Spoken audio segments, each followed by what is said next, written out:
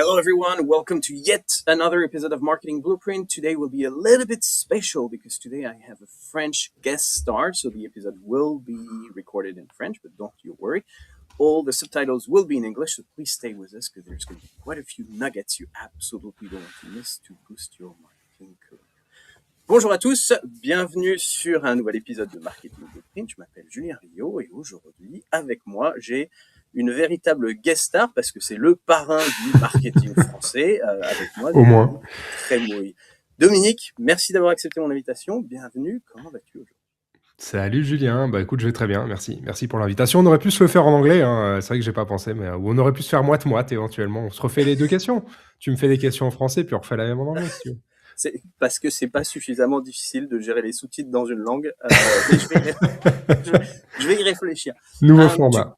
Tu sais ce que je fais en général, je ne sais pas à quel point tu connais le format Marketing Blueprint, mais je commence toujours par une petite intro de ton parcours, parce que vu qu'on va parler carrière, ça me semble important de contextualiser tout ça. Alors pour les 4-5 pèlerins qui habitent dans les Hautes-Pyrénées qui ne te connaissent pas encore, je vais prendre 5 minutes pour retracer ton parcours. Est-ce que ça te va? Allez, je t'en prie. Et puis évidemment, je te laisserai une opportunité derrière de me dire ce que j'ai manqué. Alors, Dominique Trémouille, le Dom, le parrain du marketing, l'homme au réseau d'or. T'as pas commencé ta carrière en tant que CMO, t'as commencé en tant que Junior Project Manager dans le conseil. Puis t'es parti sur 2 ans comme Project Manager, toujours en agence, pour un groupe américain, si je dis pas de bêtises. T'as continué avec 4 ans en agence chez Link Up Factory, cette fois comme Senior Account Manager, et là, là, tu as eu le déclic. Là, tu deviens entrepreneur, tu lances, alors je crois que tu co-lances, je me souviens plus, tu lances IC Colors, ta propre agence de marketing, tu as fait ça pendant 6 ans et demi, 7 ans. Et puis, là, tu pars en solo. Tu fondes Singularity Marketing, ta marque de CMO part-time, qui t'emmène dans plein de groupes, Bouygues Immobilier, Valoricibo, le groupe La Poste, Trustly en ce moment, et bien d'autres. Et puis, en parallèle, parce que tu t'ennuierais quand même si tu avais un seul job, tu as été mentor chez Live Mentor, intervenant chez Sub de Pub, advisor à l'incubateur à HEC Paris, et enfin, la cerise sur déjà un très très beau gâteau, cofondateur de Futur Proche, qui est, sauf erreur, la plus grosse communauté, j'ai envie de dire francophone, mais je vais dire française, de marketeurs, parce que on est presque, alors je dis on, parce que j'en fais bien évidemment partie, on est presque 700, on est sur le point de dépasser les 700 membres, je connais pas de communauté. Ouais, on a dépassé même, mais ouais. On a dépassé, j'ai déjà un train de retard. Donc, alors, ça c'est ton parcours, mais j'ai 2 questions. 1, est-ce que c'est correct? Et 2, quand est-ce que tu dors? Je dors la nuit, ça va, je dors pas trop mal. Non, globalement, je dors plutôt pas mal. Quand les journées sont bien actives, en fait, le soir, ça va mieux. Non, parcours correct, parcours un peu en zigzag ou j'en sais rien, en choix personnel, j'aime bien dire souvent. Mais ouais, c'était assez correct. Alors, pourquoi la première chose, quand je t'ai invité, je me suis dit quel angle je vais prendre parce que tu n'as pas une carrière marketing traditionnelle. C'est-à-dire que tu es CMO, tu as été CMO sur plein de rôles, mais c'est pas la carrière marketing traditionnelle. Il est un peu unique ton background. Tu as commencé en agence et puis rapidement tu es devenu entrepreneur et puis tu as lancé ton truc. Pourquoi, s'il y a une raison, pourquoi tu n'as jamais embrassé la carrière marketing traditionnelle? Et est-ce que c'était ça ton rêve de gosse ou est-ce que tu es parti complètement dans une autre direction? Non, d'un point de vue pro, je dirais que j'avais pas de rêve de gosse pro. Enfin, tu vois, je me suis pas réveillé le matin à 11 ans en me disant que je voulais faire ça. Non, en fait, moi, ce qui m'intéressait, c'était, je dirais, le challenge intellectuel / business, tu vois. C'était vraiment cette approche-là. En gros, ce qui m'intéressait, c'est de faire partir de projets. Le mot projet, dans un sens très large du terme, que j'ai toujours fait dans ma vie. Il y a des choses, tu vois, il y a le parcours pro que tu as exprimé, mais j'ai aussi fait des choses à côté. J'ai participé à des projets online depuis que j'ai 18 ans. J'ai créé un label de musique entre 20 et 30 ans que j'ai dirigé avec un ami à l'époque. On avait sorti une quinzaine d'enregistrements d'albums pour des petits groupes français essentiellement et étrangers. Donc, tu vois, ce concept de projet-là, en fait, c'est toujours ça qui m'a animé. Et en fait, quand j'ai commencé à bosser Enfin, je faisais mes études, je cherchais un peu ce que je voulais faire. Arrivant dans un segment qui se rapprochait du marketing, j'ai rencontré le monde des agences, en fait. D'abord, agence de pub, ce qui est un peu, alors un peu moins aujourd'hui, mais qui était un peu le cliché dans les années 2000 de notre métier, ou en tout cas de cette partie-là du métier. Et puis après, en dérivant vers du marketing et de la communication au sens plus large. Et je me suis dit que c'était ce contexte-là qui correspondait plus à ma vision projet que d'aller bosser chez un annonceur. Comme on dit quand on bosse en agence, on appelle ça les annonceurs, ou en tout cas dans une boîte, un corpo, ou etc. J'avais fait un peu des entretiens au début de ma carrière dans des gros instituts de sondage, des boîtes un peu tech, ce genre de trucs. Ouais, j'avais pas cette motivation-là. Et du coup, c'est en allant en agence. Donc, j'ai commencé dans une petite agence avant même qui faisait du travel pour des États américains. J'ai bossé pour Aer Lingus à l'époque. Enfin, j'ai fait quelques trucs et je bossais beaucoup en anglais. D'ailleurs, ça m'a aidé à ce que je fais aujourd'hui, c'est-à-dire à bosser en anglais, comme toi, et à moitié, 3/4 du temps même. Et après, effectivement, j'ai un petit peu évolué. Je suis allé effectivement chez Rudderfin, où je me suis frotté, qui était donc le bureau français d'un groupe américain, d'un groupe d'agences américains international. Je me suis frotté à pas mal de clients dans la food, dans la tech, dans la pharma, un peu de relations publiques. Enfin, j'ai fait des choses diverses et variées. Et après, j'ai rejoint LinkUp, où là, on faisait un peu plus de marketing social, RSE, avec cet angle-là aussi, qui d'ailleurs s'est pas mal développé aujourd'hui, qu'on appelle l'impact, mais qui venait au début des années 2010. Voilà. Donc, tu vois, j'ai fait ces transitions-là en agence, pas dans les grosses, parce que je voulais pas, justement, j'avais des amis qui étaient chez Publicis, chez TB, chez DDB, tout ça, et je voyais un peu évidemment, tu as les gros budgets, les gros clients, mais j'aimais pas la position qu'on avait, qui était en fait une position d'abord de stagiaire, puis après de jeune salarié, où en fait, c'était encore plus corvéable que ce que moi j'ai connu en agence, qui était déjà assez corvéable d'un point de vue horaire, intensité, changement, pivot, etc. Mais du coup, c'est pendant 5-6 ans, tu vois, c'est ce background-là qui m'a formé à faire ce que j'ai fait ensuite, à vouloir explorer des sujets, tu vois. Je te rejoins sur ta vision. On me dit souvent que je suis un peu hyperactif au marketing, mais je trouve que c'est ça qui est passionnant. C'est le fait que tu puisses tester plein de trucs. T'as commencé avec la musique que tu gardes comme une passion, mais t'as touché plein de trucs, t'as fait beaucoup de mentorat, etc. Et c'est vrai que c'est assez excitant ce côté projet où je vais pouvoir toucher un petit peu à tout. Euh, mais là, t'es arrivé à un point de ta carrière. Je t'avoue que c'est un truc que j'ai découvert il y a 18 mois, moi, que je ne connaissais pas, qu'on appelle alors parfois part-time CMO, parfois fractional CMO. Euh, J'aimerais bien que tu nous expliques 2 secondes, c'est quoi le part-time CMO, en quoi c'est différent d'un manager de transition, en quoi c'est différent d'un CMO par intérim, parce que c'est juste un nouveau terme d'un truc qui existait déjà, mais qui se popularise énormément parce qu'on en croise de plus en plus de ces rôles-là. Est-ce que tu peux prendre 2 secondes pour m'expliquer de quoi il s'agit? Ouais. En fait, ce qui est marrant avec le modèle de part-time, qui n'était pas prémédité en ce qui me concerne, c'est il y a 3, 4 ans, un peu plus, quand j'étais dans mon agence, j'étais en train de vouloir sortir et de changer un petit peu de modèle. En fait, j'ai réfléchi à ça. C'est-à-dire que je voulais pas juste un changement de modèle, c'est-à-dire de me dire je fais du marketing ici, je vais le faire ailleurs. En fait, je voulais une sorte de philosophie de travail. Enfin, je sais pas comment le raconter, mais en gros, si tu veux, le part-time, pour moi, c'est pas un modèle par défaut ou par confort. J'ai essayé de l'embrasser. Après, je reviendrai dessus un peu plus en détail, mais euh, parce qu'en fait, c'est presque ce qui coche le plus de cases de ce qui m'intéresse, c'est-à-dire la capacité à travailler dans plusieurs environnements sur le moyen long terme, parce que je me voyais pas non plus faire du court terme, tu vois, faire des missions de 3-4 mois et puis switcher, et ça marche très bien pour certains, mais c'était pas mon envie à ce moment-là. Et du coup, tu vois, je l'ai fait un peu par élimination. Je me suis dit, qu'est-ce que je me vois faire? Et je me suis dit, je me vois pas aller re-signer un CDI, ça faisait 6-7 ans que j'étais indépendant, je voulais continuer dans cette voie-là. Et je me voyais pas arrêter le marketing et faire autre chose, parce que c'est un sujet qui est presque infini à mon sens et qu'on peut explorer pendant très longtemps. Donc tu vois, j'ai cherché, et en fait par élimination, je sais plus comment, je suis tombé en fait sur ce modèle-là, et je me suis dit, c'est stylé. En fait, ça coche les cases de ce que j'aime faire, de la manière dont j'aime le faire. Après, c'est difficile. Voilà. Pour résumer, le CMO part-time, c'est un senior avec de l'expérience qui va essayer de mettre ses connaissances, son savoir-faire, ses idées, son énergie au service de boîtes qui ont des problématiques du moment, ou des problématiques qui peuvent s'inscrire un petit peu dans le temps, soit qui ne veulent pas structurer avec de l'interne pour des raisons diverses et variées, qui ont souvent rapport au PNL, mais pas que. Ça peut aussi être une volonté de pas se projeter trop loin, parce qu'évidemment, notamment en France, se projeter sur des structurations de boîtes avec des CDI, c'est très engageant à l'échelle de plusieurs années pour une société. Donc, parfois, quand on est en phase de pivot, de transition, c'est peut-être pas le plus adapté. Et puis parfois, c'est juste aussi en fait du feeling et de la rencontre, quoi. C'est-à-dire, tu rencontres des gens, ils sentent que t'es le bon fit pour ce qu'ils cherchent à faire.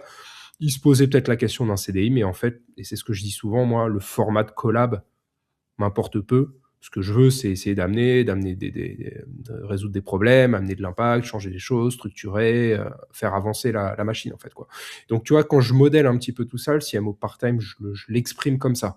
Après, c'est un grand terme en soi. Dans la réalité, c'est comme ce que ferait n'importe quel salarié. Tu arrives dans une boîte, tu essayes d'adresser des sujets, il y a des équipes ou pas, il y a des budgets où il y en a moins, et tu essayes de structurer en fonction des perfs attendus, des objectifs. Et puis voilà, de créer de la synergie entre les différentes équipes, tu vois. Donc voilà, c'est vraiment ce modèle-là que j'essaye de développer, quoi. Mais en tout cas, dans ce que tu décris, je vois plus, si je reprends des vieux termes qu'on n'utilise peut-être plus en 2026, écoute, mais si je reprends des vieux termes, tu es plus dans le manager de transition qui a un vrai projet, une vraie mission, un truc à apporter, que dans l'intérim qui est là pour remplacer un congé mat et faire de la continuité. Tu es plus là pour porter une idée nouvelle et une transition. Ouais, alors je discute souvent de l'opposition avec manager de transition. Alors manager de transition, moi je n'aime pas déjà le terme parce que ça ne veut pas dire ce qu'on fait. C'est-à-dire qu'en fait la transition, quand est-ce qu'elle commence et quand est-ce qu'elle termine? Tu peux pas être en transition. Pour moi la transition c'est à l'échelle de quelques mois. Moi généralement je bosse pas avec des clients en dessous de 6 mois. C'est au moins 1 an à peu près, voire 2 ans, voire éventuellement plus, tu vois, selon les besoins. À faire entre-temps, généralement le poste évolue ou le scope évolue, tu vois. Donc le mot management de transition, je trouve qu'il se prête plus à, soit des gens encore plus capés, tu vois, qui sont vraiment dans un niveau de carrière très élevé et qui vont bosser peut-être dans des boîtes de taille importante ou plus importante, où il y a vraiment des passations et des transitions plus importantes, parce que ces groupes-là, le mouvement interne, il est très lent, et le temps d'aligner tout le monde, de faire les prises de décision, les restructurations, etc. Donc là, ça peut avoir du sens, mais j'aime pas ce terme, en fait, que je trouve assez passif, en fait, finalement. Enfin, en tout cas, moi, à mon sens. Et juste, je trouve que c'est de l'intérim, contrairement à ce que tu viens de dire. Moi, pour moi, le manager de transition fait plus intérim. Pour moi, le part-time, il s'inscrit plutôt, pas forcément dans le très long terme, on n'est pas obligé de rester 5 ans, mais je pense qu'on est plus dans quelque chose de la structuration. Et du coup, le mot transition, pour moi, c'est l'inverse de la structuration. Alors, en tout cas, dans ma manière de percevoir les choses. Après, c'est vraiment de la sémantique. Mais par contre, ce que je trouve intéressant, que ce soit le mot manager de transition, que ce soit le mot part-time, peu importe, c'est que, certes, il y avait déjà des managers de transition, etc., mais par exemple, il y a 10 ou 15 ans, je trouve que c'est des formats de collaboration qui existaient, mais qui étaient beaucoup plus complexes à pousser, voire même, pour ce qui est du part-time, c'était presque inenvisageable. C'est parce que culturellement, on prenait des free de cette manière-là que pour des missions très opérationnelles. Il n'y avait pas une portée stratégique, en fait, comme peut l'avoir, en fait, au CMO part-time, ou en tout cas leader marketing part-time, si on prend un terme. Alors, CMO part-time est plus adapté à une utilisation courte. Leader marketing part-time, c'est un peu compliqué. Mais en tout cas, tu vois, c'est ce délire-là. Et je trouve que le modèle du part-time ou du fractional, peu importe le terme, ça incarne un peu cette transition aussi et cette manière dont on peut collaborer maintenant. Et en fait, je suis juste arrivé à un moment où il y a l'évolution du marché, mon évolution personnelle dans le métier, ma manière de vouloir le faire. Et voilà, tu vois, ça a créé une petite synergie où je me suis dit, bah tiens, ça m'a l'air adapté à ce que je cherche à faire, quoi. Voilà. Alors, vu qu'on est dans le marketing et que c'est peut-être un terme qui est un petit peu nouveau pour pas mal de gens, est-ce qu'on peut se faire une petite SWOT analysis? C'est quoi les avantages et les inconvénients? Parce que de ce que tu expliques, on voit qu'il y a un côté un peu liberté, un côté découverte, tu as toujours des nouveaux challenges. Il y a peut-être un petit combat contre l'ennui qui se rajoute à ça. Est-ce qu'il y a est-ce qu'il y a une peur de s'attacher? Est-ce que du coup c'est plus précaire? Il y a la partie recherche de mission. Toi, tu es un ancien entrepreneur, mais c'est pas le cas de tout le monde, donc ça peut faire peur, ce côté un petit peu, tu l'as dit, en France, on a plus la culture du CDI. C'est quoi les avantages et les inconvénients de ce modèle-là? C'est une discussion que j'ai souvent. J'ai pas mal de leaders marketing, directeurs marketing, CMO de 35, 40, 45 qui viennent me voir en me disant, voilà, ça fait 10, 15, 20 ans que je suis en carrière. Je m'intéresse à ce modèle de collab, qu'est-ce qu'il en est, tu vois. Si tu veux, j'ai plusieurs niveaux de réponse. Il y a un premier niveau de réponse. Alors, les avantages pour moi, ils sont évidents, mais je vais pas m'attarder dessus parce que c'est pas forcément, c'est le plus évident. Donc, évidemment, choisir ses clients, évidemment, dimensionner son travail à peu près comme on le veut. Alors après, il y a la réalité de marché. On dit qu'on est libre, mais en fait, il faut aussi être libre. Si tu as 15 clients qui sonnent à ta porte, si tu n'en as que un, bon, t'es vite fait libre, en fait. La liberté, elle est relative. Mais bon, il y a une forme de liberté. Ça permet permet de s'envisager soi-même comme une sorte de marque à travailler. C'est pas inutile, mais même pour un salarié, en fait, c'est pas inutile, mais ça t'oblige à le faire. Donc, en fait, ça t'oblige à travailler ton statut et à le valoriser. Alors, toi, tu l'as beaucoup fait en tant que salarié et tu es un des rares, je pense, salariés à le faire. Il n'y en a pas tant que ça, en fait, en réalité, je trouve, parce qu'il y a moins le besoin. Et moi, je tombe plutôt sur les salariés qui le font au moment où ils ont besoin de changer de boulot ou voire de devenir indépendant. Donc, tu vois, tous ces trucs-là, c'est un truc super important. Et puis, tu valorises ton expérience, tu cumules un truc que tu as fait chez A pour le mettre chez B ou inversement. Enfin, tu vois, tout ça, c'est enrichissant, ça t'amène plein de rencontres. Donc ça, c'est le point très positif. Les points plus compliqués, bah, ils sont simples, hein. Un, tu montes un business, que ce soit une micro ou une entreprise classique plus tard, tu montes une entreprise. Donc en fait, tu es seul aux manettes, tu es seul aux commandes, et même si tu as des amis, des collègues, ton conjoint, ta conjointe, la bottom line, c'est que le choix que tu fais de bosser avec A et pas B, ou d'arrêter de bosser avec B pour aller chez C, c'est pour toi. Si ça se passe mal, ou qu'en fait le fit est pas bon, machin, voilà. Quand tu rates un truc dans tes missions, et que ça fit pas, que tu n'arrives pas à trouver le bon momentum, le bon rythme, le bon alignement avec les gens, bah, c'est aussi toi. Tu vois, il y a cette forme de responsabilité personnelle qui est celle du petit entrepreneur, du solopreneur, quoi. Et ça, c'est le gros écueil généralement que j'indique aux salariés. Je leur dis, prépare-toi à ce petit truc-là. C'est pas une violence d'un coup un jour J, mais c'est un truc un peu répété qu'on a plus ou moins en permanence. Et il faut accepter de vivre avec ça. Tu vois, c'est ce petit point-là qui est le plus problématique. Et après, l'autre point, c'est que le modèle part-time fractional, il est encore un peu nouveau en France, tu vois. Donc, culturellement, il n'est pas facile à pousser, il n'est pas facile à faire comprendre, voire même les gens qui te contactent pour le faire, en fait, finalement, ils ont un peu peur, ils se demandent si tu vas pas t'enfuir au bout de 4 jours. Enfin, tu vois, il y a ce genre de truc, en fait, aussi. Alors que je leur dis toujours, mais c'est quoi ta certitude avec un salarié, en fait? Bon, c'est exactement la même, mais bon, bref. C'est peut-être juste des profils de gens le salarié qui va peut-être se sentir moins la liberté de partir du jour au lendemain, ou peut-être le free peut le faire un peu plus, je sais pas. Bon, voilà, il y a quand même, tu vois, ce genre d'inconvénient-là. Puis après, bah, faut gérer son petit business, quoi. Donc, évidemment, hein, toute la partie un peu admin, finance, fiscale, enfin, tout ce que tu veux, il y a ce petit sujet-là à gérer. Par contre, une fois que tu es à l'aise avec ça, moi, ça fait 10 ans que là, je suis indépendant. Évidemment, tu vois, ces sujets-là, c'est plus une problématique pour moi. Ouais, tu prends du plaisir et moi, là où je prends le plus de plaisir, c'est que ça me pousse à aller dans des secteurs ou des jobs ou des scopes ou des boîtes où je serais jamais allé en étant salarié. Enfin, je me serais jamais dit, tiens, je vais aller postuler Ça là-bas aurait ou été je vais un faire gros ça. risque, alors qu'aujourd'hui, c'est pas un risque. Un risque et culturellement, tu vois, j'aurais même pas pensé. Je me serais pas dit, tiens, dans tel secteur, tu vois, j'ai bossé beaucoup dans l'immobilier et le patrimoine. Franchement, c'est un secteur que je connaissais pas. J'y serais pas allé spontanément, alors que c'est ultra passionnant. Tu vois, j'ai bossé 2 ans dedans, j'ai appris des milliards de trucs, j'ai adoré.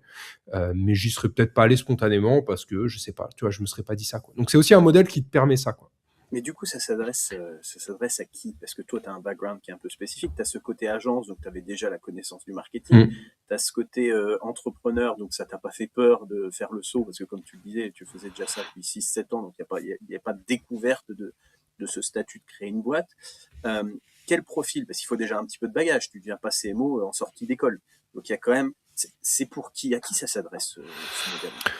Je dirais que c'est des gens qui sont en deuxième partie de carrière, qu'on fait. Alors après, c'est très variable, ça dépend de la maturité de chacun, ça dépend des expériences, mais il faut avoir fait un certain nombre d'années, j'en sais rien, 5, 6, 7, 8. Ça va dépendre en fait de la maturité de chacun. Moi, je me serais pas vu le faire à 30 ans, tu vois, par exemple. Je me serais pas senti mature d'un point de vue maturité professionnelle, assez capé pour faire ce que je fais aujourd'hui.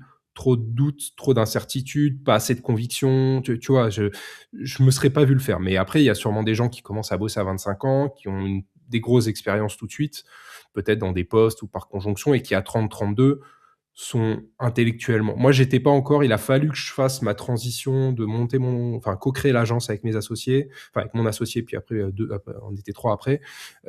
Passer par là, tu vois, expérimenter un peu à petite échelle sur le terrain, pour ensuite me dire que j'étais mûr pour aller le faire un peu, tout seul déjà, parce que c'est un autre step, et deux, en prenant un peu plus de risques de le faire à ma façon, tu vois, qui est juste la mienne. Et voilà. Donc ça, c'est le premier point. Et le deuxième point, bah, donc un peu d'expérience. Et puis, il faut avoir le profil de l'indé, c'est-à-dire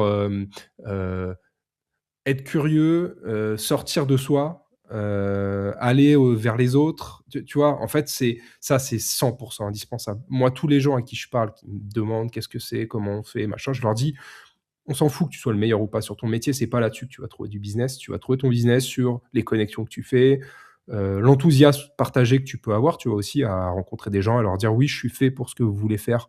Venez, on le teste et on voit si ça marche. Tu vois, il faut avoir ce mindset-là. Peut-être que c'est un mindset qu'on oublie un peu quand on est en CDI, parce que c'est d'autres problématiques qu'on a. On a plus des problématiques de s'insérer dans une organisation, trouver des synergies. Enfin, tu vois, on est dans un truc très centré sur là où on est et c'est normal, tu vois, parce que surtout quand on a des boîtes d'une certaine taille, c'est complexe et moi je le retrouve ça, tu vois, chez certains de mes clients où je suis un peu dans le temps, je suis réimpliqué à nouveau dans ces trucs d'organisation, de synergie, forcément, tu vois. Mais en tout cas, à part ça, du coup, il faut avoir ce petit feeling-là. Donc, je dirais que c'est un mélange de caractère et de personnalité. C'est un truc un peu que tu as ou que tu pas, tu vois. Je sais que tu vois, quelqu'un comme toi, je le vois chez toi, tu vois, ce truc-là, un peu de cette capacité à sortir de soi et à aller à droite, à gauche et tout. Mais c'est important pour être un défaut. Après, ça peut se travailler. Moi, je l'avais pas forcément au début, tu vois. Ça se Mais tu vois, travaille, ça s'entretient. dans ce que tu décris, Mm. j'entends un truc, tu me dis si ça te semble correct ou pas, mais je Mhm. trouve que c'est le juste milieu entre je suis salarié d'une entreprise et j'ai ma boîte dans laquelle je vends mon produit. Alors certes, tu as ta boîte, tu vends ton produit, c'est toi le produit, mais tu gardes quand même ce côté je bosse pour quelqu'un en étant, je sais pas d'ailleurs si le terme de consultant s'applique dans le contexte parce que tu fais Si, plus que si, ça donner des peut. guidelines, tu Oui, les oui, je fais exécutes. plus que faire des recos, mais effectivement, Mais du coup, oui, oui, t'as ta boîte, mais c'est ouais. pas j'ai juste mon produit à vendre de A à Z. Il y a quand même ce côté, je suis rattaché à une entreprise qui rajoute un petit filet de sécurité, alors qui est minime, mais qui existe quand même. Ouais, ouais, en fait, c'est comme quand tu bosses en agence. Alors, en agence, tu as le filet de sécurité, tu es salarié, le business dépend pas que de toi, mais il dépend quand même de toi. Moi, les dernières expériences, notamment la dernière que j'ai eue en agence, je gérais une petite équipe, j'avais des budgets, donc évidemment, la marge de l'agence dépendait aussi du travail qu'on fournissait, donc évidemment. Mais en fait, en agence, souvent, quand tu bosses dans des agences un peu installées, tu as des clients sur le moyen long terme. Tu as des clients que tu peux garder 3, 4, 5, 6 ans, tu vois, pendant longtemps. Euh, je dis pas que c'est comme si tu bossais en interne, mais en fait, quasi. C'est juste que tu es dans tes bureaux à toi. Quoique ça peut arriver d'aller chez eux régulièrement, bosser, etc. Donc, si tu veux, en fait, ce que j'ai retrouvé dans le part-time, c'est cette partie-là déjà. C'est de dire, je bosse pour des clients, mais en fait, je bosse avec eux sur le moyen terme, voire le long terme. Tu vois, il y avait déjà un petit peu ce truc-là. Mais Ouais. c'est vachement intéressant ce que tu dis parce que Mm. c'est quoi la relation avec l'équipe? Parce que là, tu parles en gros de la relation avec le dirigeant. Le dirigeant, il a un Mhm. besoin, il a une problématique, il fait appel à quelqu'un comme toi parce qu'il faut se projeter dans l'avenir, il faut construire un truc. Super. Mais dans le terme de CMO, justement, ce que tu n'as pas dans le terme de consultant, ce que tu n'as pas dans le terme d'agence, c'est quand même que c'est un leader. Tu disais d'ailleurs leader marketing. Donc leader, il y a quand même une notion de je gère une équipe. Le Mhm. consultant, il gère pas une équipe. Il est là pour parler à tout le monde et puis il donne ses recours. C'est quoi ta relation à l'équipe? Parce que c'est difficile d'être manager à temps partiel quand les équipes, elles bossent à temps plein et qu'elles ont besoin d'un mentor, de quelqu'un vers qui se tourner, quelqu'un qui donne le cap.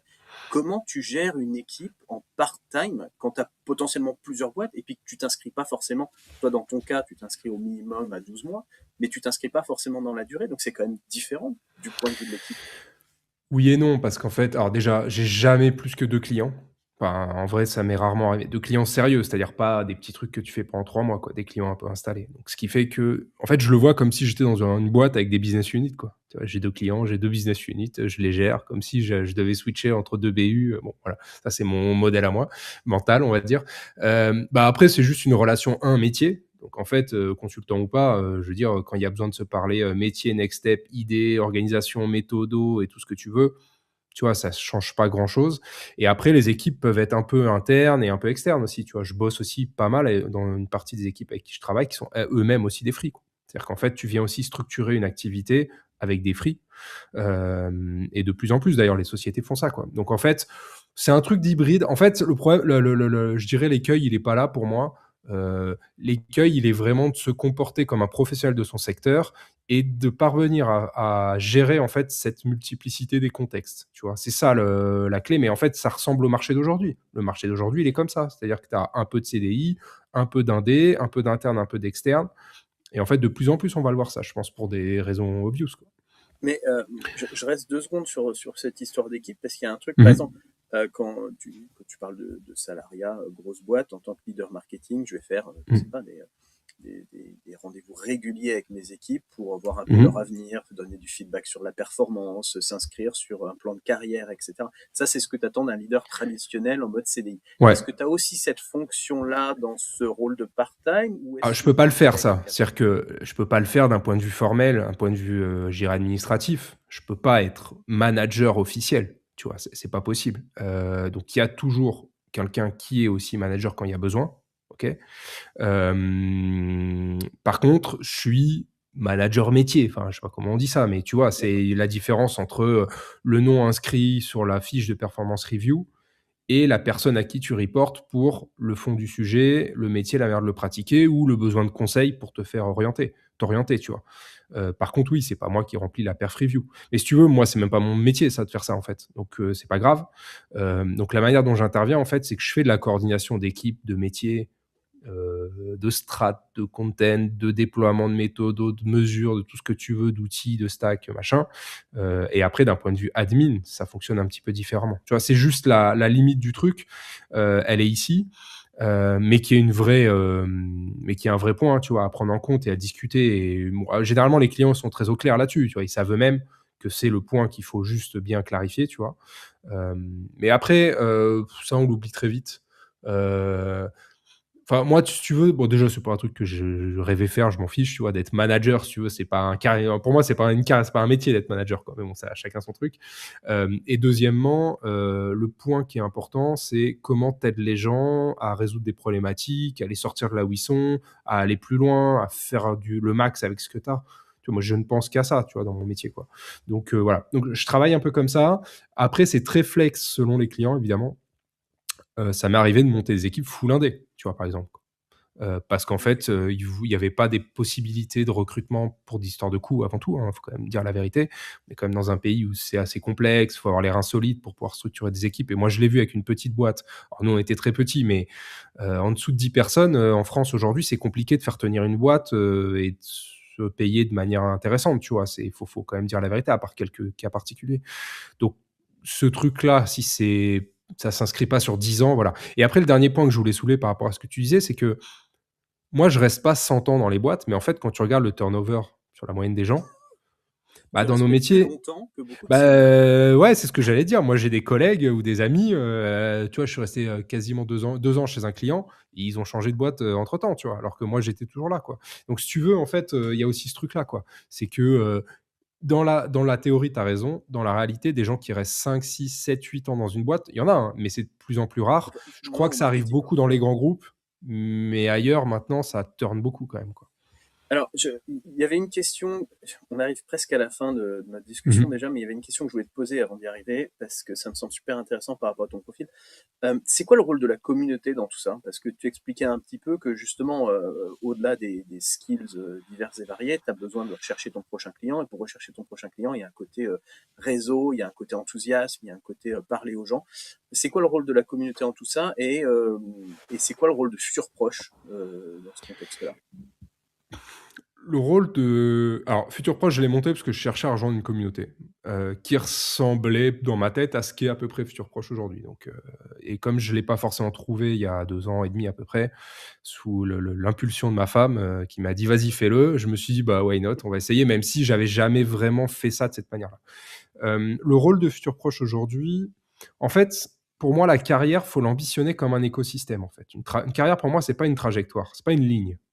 On montre souvent que c'est une ligne, mais je dirais que c'est pas une ligne. C'est-à-dire, c'est pas une ligne où tu arrives, il y a un problème A, tu fais un delivery à ton client ou ton boss, et puis voilà, puis ta carrière, elle est voilà. Et après, ça, c'est un peu une manière moi, ce que je veux voir, c'est une sorte d'écosystème, c'est-à-dire qu'en fait, une carrière, c'est aussi des contenus concrets, des contacts qu'on a, de la dynamique et de l'énergie qu'on a autour de soi. Et tu vois, tout ça, l'idée, c'est de se dire comment on met ça ensemble pour porter quelque chose. Et ce que j'ai voulu faire avec Futur Proche, alors le niveau 1, c'était de rassembler les gens. C'était de dire, créons notre espace où on se rassemble en tant que marketeur, en tant que personne de com, pour se parler régulièrement avec une expérience minimum pour un peu partager les mêmes problèmes, tu vois.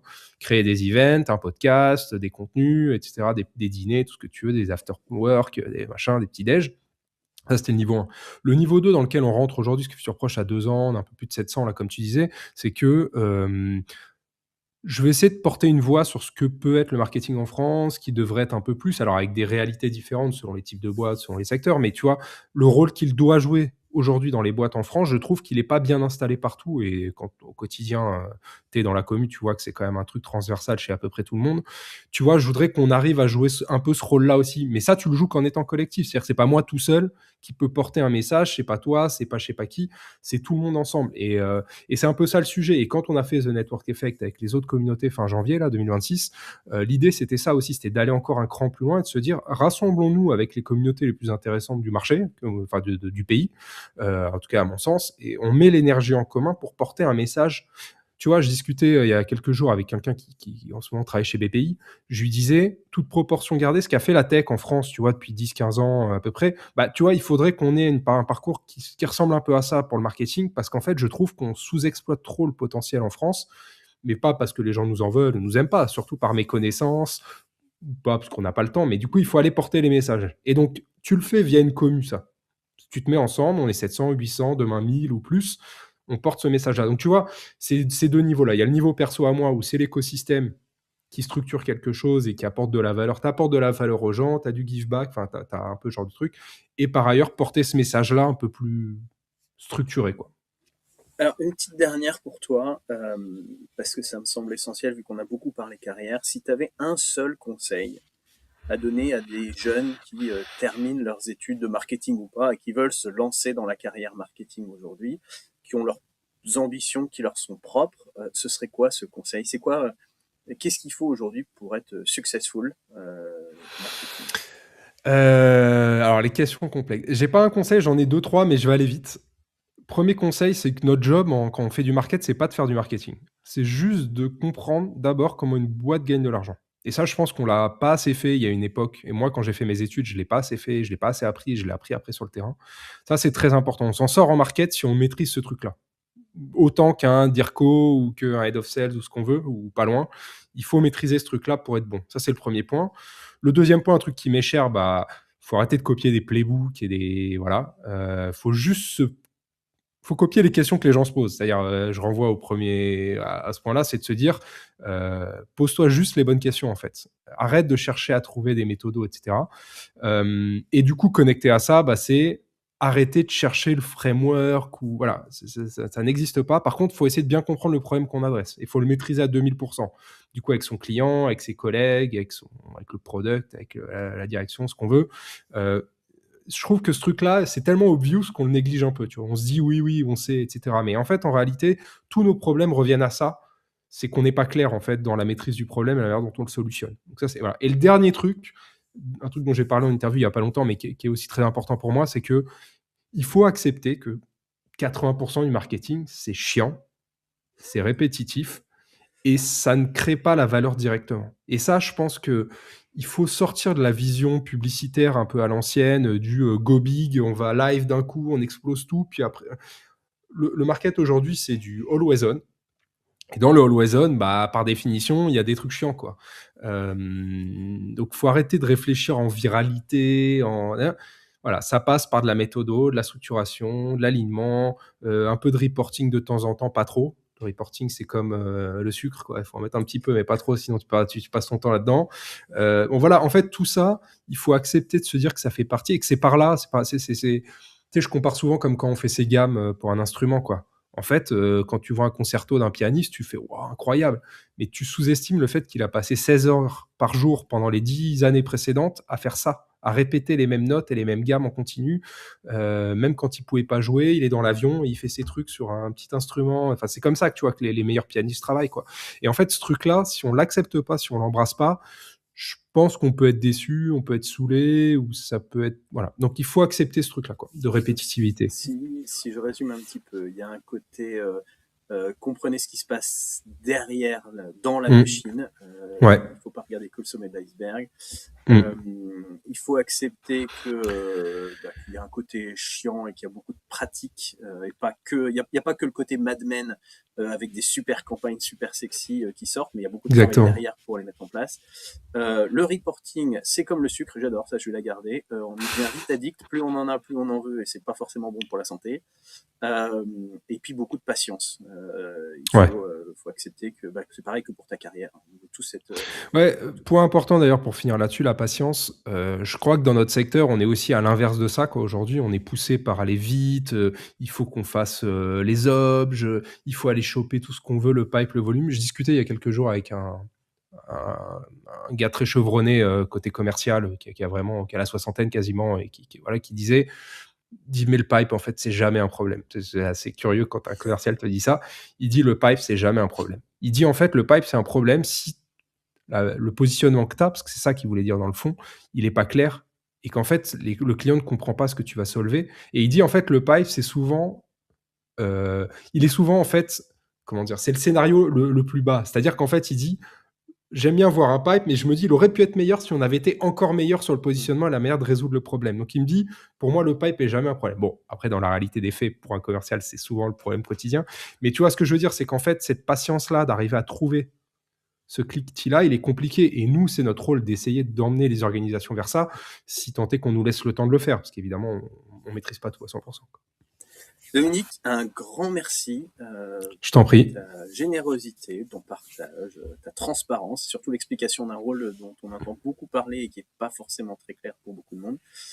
Pour tous ceux qui veulent découvrir Dominique, il est à peu près partout, donc c'est dur de ne pas le voir, mais surtout sur LinkedIn, YouTube, avec le podcast Futur Proche, et puis évidemment la communauté Futur Proche que je vous invite à rejoindre au plus vite si ce n'est pas déjà le cas. Dominique, un grand merci.